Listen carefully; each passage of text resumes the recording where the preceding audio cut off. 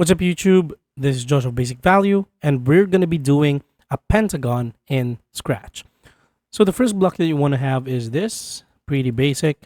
I guess this always exists in almost all of the activities that you do here in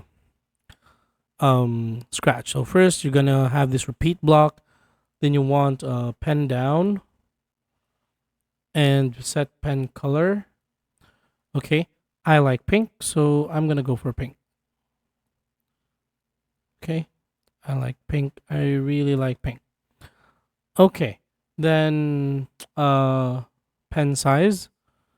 So let's just say I go for 5 again, and then move 100 steps.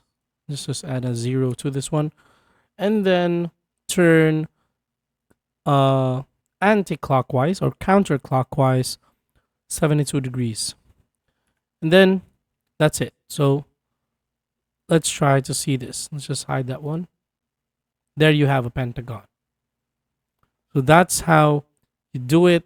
It's very easy. I hope this video helped you out. Please do not forget to subscribe. I'm going to be seeing you on the next one. Peace out.